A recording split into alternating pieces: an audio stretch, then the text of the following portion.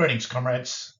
Just going to start with a quick overview of the accounts receivable process. So it starts with a purchase order. We physically receive the goods, and this is the start of the APTO calculation. We're invoiced, and then we make a payment. So the APTO is literally measuring the time taken from here when we receive the goods to the second phase of the transaction when we actually make the payment. Now, as is the case for all of the ratios that we need to know for the end of year exam, the study design lists the formula, which is going to be critical when we evaluate the APTO. It also identifies how we express our calculation in days in this case, and it gives us a very useful descriptor in terms of trend when we're benchmarking against previous years. We talk about it being faster or slower, not higher or lower. So here's a little practical example that I've drummed up for some SAC preparation for my class. So we've got our average accounts payable, which is the numerator for 2 years here. And then we've got our net purchases plus our GST. So that's our denominator. I'm going to spare you with the calculation, but we end up with a APTO of 49 days in year 1 and then 21 days in year 2. Now, when you're asked to discuss any of the ratios, my suggestion is you take a 3-step approach. Start with an unpacking and analysis of what the APTO is. It really helps when you are mindful of your numerator and the denominator of your formula. So in 2029, on average, it is taking us 21 days to pay off for the credit purchases of the inventory that we acquire, as opposed to 7 weeks from the previous year. Now, step 2 is where we interpret it based on benchmarks that we are working with. In this case, we can look at trend. We've got a trend because we've got 2 years worth of data, so we can compare our 2029 data to our 2028 data. Now, what's really tricky about accounts payable turnover is, do we want it to be quicker or slower? Well, it really depends on what's on offer in terms of our credit terms, and I'll get to that when we talk about the evaluation.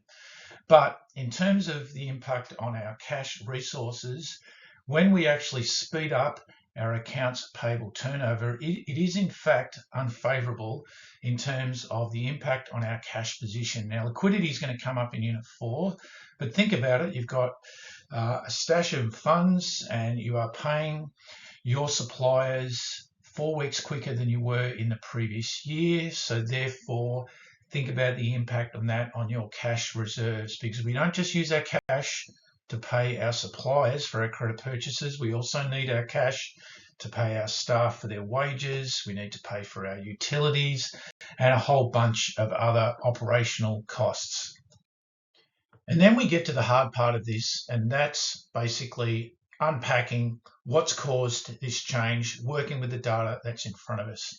And what's critical in terms of your APTO, in terms of your evaluation, is the credit terms offered by suppliers. And I'll get to that shortly. Now, if we look in 2028, the credit terms were 30 days. There's no discount on offer. And if we go down here, 49 days is our average APTO. Now, this is, yes, that's good that we're holding on to our money longer, but this is not good for our credit rating because we're 19 days slower than the credit terms offered by our suppliers en masse. So therefore, we're at risk of losing our credit privileges. And then something happens in year 2, 2029. The discount, the credit terms change. There's a 2.5% discount on offer if we pay within 14 days, which is what we have here. And that's reflected by the fact that the APTO is dramatically faster in year 2. So therefore, we're under that N 30 days. So therefore, hopefully, we are improving our credit rating and we're paying off all our suppliers within that 30-day constraint. But more importantly, you could argue, is we're capitalising on the 2.5% discount on offer. So therefore, what's the impact of this on the business? Well, we're generating some other revenue in terms of our discount, and we're also paying less. So as long as we've actually got the cash reserves to do this, then this is good business. But just want to draw your attention to the fact that our inventory turnover is slowing down. So it's taking us a month longer to turn our inventory purchases into sales. And our accounts receivable turnover is also slowing down because we've done the opposite. We've taken some discounts off the table. So if we add up the inventory turnover right here in 2029, 103 days, plus our accounts receivable, 45 days, that's our cash cycle. That's nearly 5 months.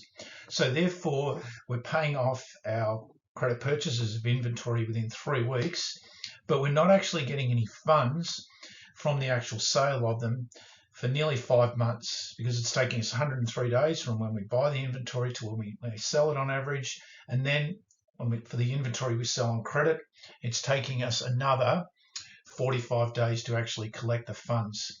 So therefore, what we're presuming with that more rapid APTO is that we have adequate cash reserves and we've got a big enough markup so we can kind of cater for that lag and basically qualify for those discounts and meet the credit terms on offer.